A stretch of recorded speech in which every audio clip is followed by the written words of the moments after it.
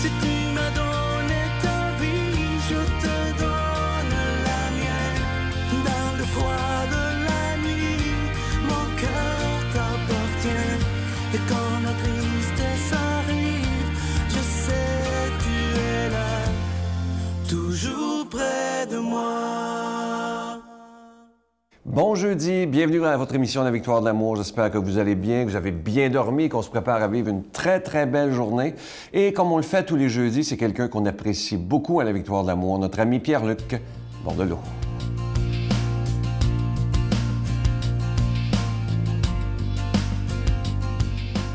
Bon matin de Dieu à vous, très heureux de vous retrouver ce matin, parce que ce matin, je m'attaque à une autre sorte d'émotion. Hein, les semaines dernières, je ne sais pas si vous avez écouté, mais les semaines dernières, j'ai parlé de la peur. Une autre sorte d'émotion que je m'attaque parce que je la vis beaucoup, c'est la colère. Mais je vous en parle parce que au-delà de la peur, en fait, au-delà de la colère, il y a peut-être la peur qui est là, qui sous-tend. Là. Mais quand même, moi, c'est une de mes réactions les plus populaires dans ma vie et j'aimerais ça beaucoup, de plus en plus, m'en libérer. Mais je pense que j'ai déjà eu un moment dans ma vie où je m'en suis libéré. Je pense, je suis pas sûr des fois, tu sais, des fois on se le dit, là. Mais je vous en parle parce que ça a été une réponse assez claire et libératrice au moins. Là, je la mets en action. J'ai aujourd'hui 39 ans, mais à l'époque, j'avais pas encore 30 ans. J'étais à l'aube de mes 30 ans, j'avais 29 ans. Ma mère décède. Ensuite, ma grand-mère, dans la même année. Et j'ai plus de conjointe. En tout cas, ça se termine là avec ma conjointe. Moi, mes parents, ils sont décédés. Mes grands-parents aussi sont décédés. Et en plus, la femme avec qui j'étais dans ma vie à l'époque, ça marchait plus. Fait qu'à l'aube de mes 30 ans, là, j'avais plus de passé. J'avais pas beaucoup d'avenir. C'était comme ça que je me sentais. Au lieu d'être triste dans mon coin en petite boule recroquevillée, moi, ma réaction première, en général, aux choses, c'est pas la tristesse, c'est la colère. Je suis frustré. Je suis frustré contre la vie. Je suis même en colère contre Dieu. Je me dis, pourquoi? Il y a peut-être des gens qui se reconnaissent. Et là, il y a un de mes amis qui me propose d'aller en vacances. Hein? On se sent bien d'aller en vacances dans ce genre d'état-là, là, c'est incroyable. Je m'en vais en vacances avec lui, puis je pense que je suis pas un bon compagnon. Pas vraiment, là. Et à un moment donné, ben, je dis, écoute, laisse-moi aller, je vais juste aller me chercher, je vais aller me chercher, mettons, je pense que j'avais dit une bière ou une bouteille de vin, là, juste pour qu'on puisse savourer un moment ensemble. Là. Et je traverse un pont à ce moment-là avec une rivière. Et là, je ne sais pas pourquoi, je pense, moi, je la nomme dans ma vie comme une expérience spirituelle. Mais au moment où je vois le pont, il y a une traversée, je vois la rivière et la rivière est puissante. Puis elle vient nettoyer les roches, puis pas à peu près. Intérieurement, il y a quelque chose qui m'habite. Ça dit tout de suite, là, la colère, ça suffit. Laisse à l'amour le travail qui doit être fait. Laisse à la paix le travail qui doit être fait. Je vous dis, ça m'a envahi d'un coup. Et depuis ce temps-là, je pense vraiment que c'est une expérience spirituelle. Quand la colère prend part, j'essaie le plus possible de donner une réponse de paix et d'amour à ça. C'est pas évident. Mais j'ai un ancrage spirituel dans ma vie qui me le rappelle. Ça suffit, la colère. Débarrasse la frustration. Ça ne m'apporte rien de bon. Même si j'ai l'impression que des fois, ça me fait du bien de m'exprimer, c'est pas vrai, c'est illusoire. C'est la paix et l'amour qui donnent véritablement du sens. Notre Père qui es aux cieux, que ton nom soit sanctifié, que ton règne vienne, que ta volonté soit faite sur la terre comme au ciel.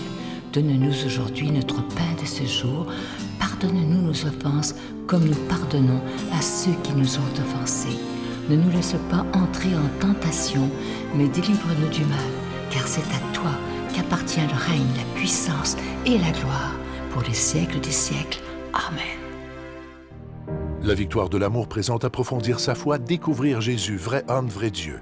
Un parcours biblique d'une durée de plus de 6 heures sur l'homme de Nazareth qui a transformé le monde à tout jamais. Avec l'abbé Donald Thompson et Pierre-Luc Bordelot, partez à la découverte de Jésus le Christ. À partir de 49,99 $, obtenez-le en ligne sur notre site internet à lavictoiredelamour.org ou en format DVD. Composez le 514-523-4433 ou 1-888-811-92-91. Je suis très heureux de vous parler de ce beau cadeau du mois d'avril. Il s'agit d'une belle exclusivité de la Victoire de l'amour. Ça a été fait sur mesure pour la Victoire de l'amour. Il s'agit d'un véritable bijou d'une très grande qualité. C'est une épinglette plaquée or de la Vierge Marie. Cette épinglette, elle est déjà bénite. Et vous la recevrez avec un don de 25 $. Et si vous en voulez deux, parce que ça se donne très, très bien en cadeau, ça sera avec un don de 40 $. Je vous rappelle, pour ceux qui se demandent comment ça se fait qu'on parle d'argent dans une émission religieuse, c'est tout simple, c'est qu'on doit payer pour être à la télévision, que ce soit pour la production, la diffusion. On n'a aucune subvention. C'est vraiment chaque personne qui décide, oui, moi, je veux faire un geste pour que la parole de Dieu soit annoncée comme Jésus nous le demande. Je vous donne l'adresse pour ceux qui voudraient faire leur don par chèque. Alors, c'est la Victoire de l'amour, casier postal 120, succursale Boucherville à Boucherville, le J4B 5E6. Je vous la redonne. La Victoire de l'amour, casier postal 120, succursale Boucherville à Boucherville, le J4B 5E6. Également par téléphone, par carte de crédit, du lundi au vendredi de 8h30 à 16h30 dans le 514-523-4433, 523-4433 ou sans frais le 1-888-811-9291, 1-888-811-9291 et aussi sur notre site Internet. Vous savez que c'est une façon très rapide et très sécuritaire pour faire votre don. C'est le www.lavictoiredelamour.org. Et je vous rappelle aussi que vous pouvez revoir toutes les émissions de télévision sur notre site Internet et c'est tout à fait gratuit. Alors, merci de tout cœur de votre grande générosité. Merci de votre prière soutenue pour la Victoire de l'amour parce que sans vous, tout ce ministère ne pourrait pas exister depuis plus de 23 ans déjà.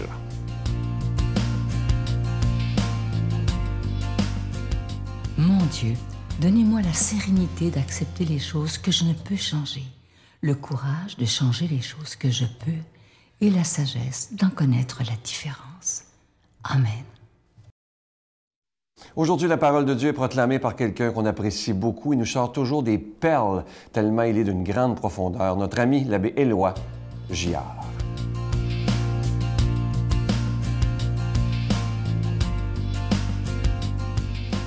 Bon matin, mes amis. Hey, c'est le fun de pouvoir se dire bon matin quand on sent que le printemps est à nos portes, surtout. Hein? On est le 12 avril. Moi, qui est un fils de la terre, je sais très bien qu'il y a des cultivateurs déjà qui commencent à avoir quelques fourmis dans les jambes pour aller commencer les semences. Ça va se faire d'ici une semaine, probablement. Toujours une fierté d'être le premier qui monte son tracteur aux autres. Hein? Alors, l'Évangile, vu justement semer des nouvelles pousses d'espérance en nous ce matin, on y va tout de suite, c'est dans Saint Jean, si vous voulez. Celui qui vient d'en haut est au-dessus de tout. Celui qui est de la terre est terrestre, et il parle de façon terrestre. Celui qui vient du ciel rend témoignage de ce qu'il a vu et entendu, et personne n'accepte son témoignage. Mais celui qui accepte son témoignage certifie par là que Dieu dit la vérité. En effet, celui que Dieu a envoyé dit les paroles de Dieu, car Dieu lui donne l'Esprit sans compter. Le Père aime le Fils et a tout remis dans sa main. Celui qui croit au Fils a la vie éternelle. Celui qui refuse de croire en lui ne verra pas la vie, mais la colère de Dieu demeure sur lui. Je ne sais pas si vous avez déjà entendu parler du père Arrupe, Pedro, je pense, Arrupe, l'ancien supérieur général des Jésuites, un Espagnol qui a laissé comme supérieur au début des années 80, je crois. C'était un saint homme, bien reconnu. Un jour, alors qu'il était sur le point de laisser comme supérieur général des Jésuites, il était interrogé par un journaliste européen. Et le journaliste lui dit, à un moment donné, « Père Arrupe, vous avez encore des vocations, Amérique du Sud, Amérique centrale, un peu en Asie, en Afrique, quelques-unes. Mais en Europe, puis aux États-Unis, puis au Canada, c'est fini, là. Vous en avez enfin très peu, là. Vous êtes supposés être les remparts intellectuels de l'Église, les Jésuites, tout le monde compte sur vous. Mais ça ne prend plus, votre affaire. Qu'est-ce que vous avez à dire là-dessus? » Très calme, le père Arrupe le regarde. « Mon ami, un seul saint sur la planète, ça sera bien plus utile qu'une armée de jésuites. » Ouh. Là, ils ont entendu celle-là comme faux. Un seul saint, ça sera bien plus utile qu'une armée de jésuites. Ça, c'est une autre manière de voir les choses, hein, qui devrait être la nôtre. Hein. C'est le Père Opé donnait d'ailleurs un superbe témoignage d'une vie centrée sur le dedans et non sur le dehors. Ça forçait à voir les choses autrement. Eh bien, Saint Jean nous parle beaucoup de témoignages dans le texte qu'on vient d'entendre. Et c'est notre travail, excusez le mot, c'est notre job dans le monde d'aujourd'hui de témoigner nous aussi. Le mot revient 3 fois, en fait, dans l'extrait qu'on vient d'entendre. Pas pour rien. Quand on vit quelque chose de profond au plan spirituel, on a besoin de le communiquer. Toute vie véritable aspire à se dire, hein, puis il n'y a rien de pire que de vouloir dire ce qu'on a dans le ventre, puis que les autres ne soient pas prêts à l'accueillir. Êtes-vous d'accord avec moi? Paul VI avait parlé de ça à un moment donné. Le pape Paul VI, il avait dit, c'est impossible que quelqu'un ait accueilli le don de Dieu sans devenir en quelque part, en même temps, quelqu'un qui témoigne et annonce à son tour. Tu ne peux pas accueillir, ne pas devenir un témoin. Alors, le défi que nous avons, à mon sens, parce qu'il y a bien des gens autour de nous qui ne veulent rien savoir, à mon sens, le défi que nous avons est plus imaginatif qu'intellectuel. Il y a beaucoup de personnes qui veulent rien savoir sur la religion, mais on peut toucher leur imagination en partageant comment on a été changé, transformé par notre expérience de Dieu. Pas un lavage de cerveau, mais le vrai changement, c'est de devenir fidèle à qui on est au fond de nous. 2 exemples si j'ai le temps. Un premier, je connais un bonhomme qui a eu des problèmes de drogue très sérieux, qui a eu un accident d'auto, il était sous l'effet de la drogue, il y a eu une jeune femme de décédée dans cet accident-là. Ce bonhomme-là, c'était le meilleur gars du monde. Il a fait de la prison. On est devenus amis après coup. Il est venu me voir parce qu'il était découragé. Un coup qu'il est sorti, il a tellement changé. Maintenant, il donne des témoignages partout et il est aimé et il est signifiant. Il est devenu fidèle au don qui est au fond de lui. Rappelez-vous le film, il y a 20 ans, Des hommes et des dieux, sur les moines de Tibérine qui ont été assassinés. Hein? Le film, ça finissait que les moines s'en allaient dans le brouillard, ils s'en allaient, on sait très bien, être assassinés par le commando qui l'avait enlevé. Et quand j'étais allé le voir, on sentait très bien que ce n'était pas tous du monde frénétiquement épris de religion dans la salle, loin de là. Personne ne parlait, il n'y avait pas de musique, personne ne disait un mot. On regardait en silence les gens s'en aller, et pendant le générique, personne ne bougeait. Les gens réfléchissaient, au fond, qu'est-ce que moi, je suis en train de faire de ma vie? Est-ce que je suis en train de passer à côté de l'essentiel? Hey, c'est important un peu que les gens sentent qu'on vit avec nos tripes, ce qu'on a dans le ventre. Hein? Quoi qu'ils en pensent, ils ont envie d'entendre et de découvrir que l'amour est plus proche d'eux qu'eux-mêmes. C'est ça, au fond, hein? La seule et unique manière de changer, c'est de devenir qui je suis en profondeur. Laisser tomber mes murs intérieurs. Eh bien, le plus grand miracle que Dieu va faire sur terre dans ma terre intérieure, c'est que je commence à croire vraiment en l'amour, qu'il nous bénisse en ce sens, qu'il nous donne d'ouvrir notre cœur, qu'il nous amène à témoigner bien au-delà de ce qu'on aurait pu croire et penser nous-mêmes dans son amour de Père et de Fils et de Saint-Esprit, que la fécondité de sa parole soit comme les semences qu'on va porter à bientôt. Amen. Je vous salue Marie, pleine de grâce.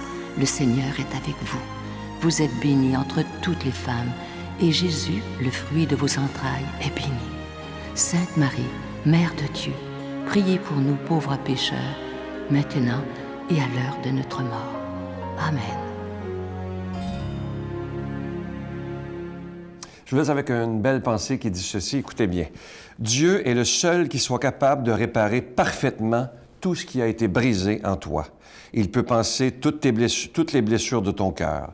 Et ça, c'est tellement vrai. Si vous souffrez, hein, si vous saviez le nombre de lettres qu'on reçoit au bureau et de courriels et de messages privés sur Facebook où je vois tellement de souffrance que ça me...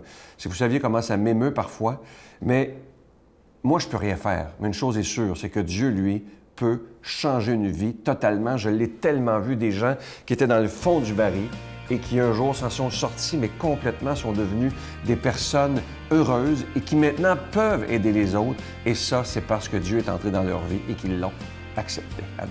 C'est ça. Ils m'ont envoyé à Sainte-Justine à Montréal, puis ils ont annoncé la mauvaise nouvelle à ma famille.